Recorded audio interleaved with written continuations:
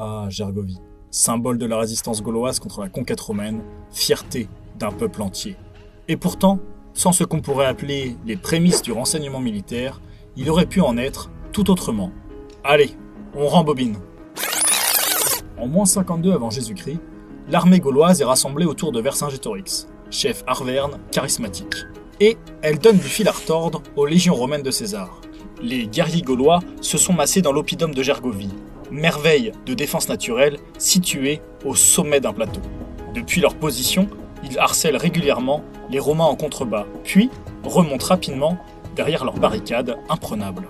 En plus de ce harcèlement quotidien, l'armée romaine ne parvient pas à affamer la ville et rencontre elle-même des problèmes d'approvisionnement.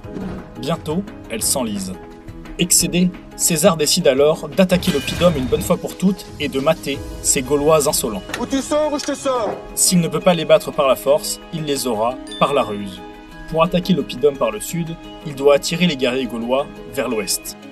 Il équipe donc les muletiers, qui ne sont pas du tout des combattants, de casques de soldats et les envoie dans la forêt au sud du camp gaulois. Leur mission, faire du bruit. Dans un premier temps, la supercherie semble fonctionner. La cavalerie gauloise se dirige vers le camp et fait mine de délaisser l'oppidum. Mais, en réalité, Vercingétorix voit clair dans le jeu de César. Ses espions se sont en effet très vite aperçus que ces légionnaires si peu discrets n'en sont pas. Grâce à ce renseignement d'origine humaine, le chef gaulois a adapté sa stratégie et prépare une contre-attaque. Côté romain, les véritables légionnaires sont discrètement passés du grand camp au petit camp, en empruntant les tranchées. Et ils attaquent désormais l'oppidum par le centre.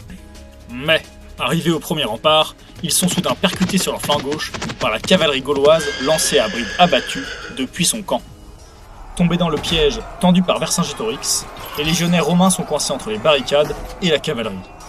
C'est la débandade, et l'on sonne vite la retraite. Selon ses écrits, César perd plus de 700 hommes et plusieurs centurions dans la bataille. Vaincu, il est contraint de lever le siège 2 jours plus tard. Pour remporter cette victoire, Vercingétorix ne s'est pas contenté du renseignement brut.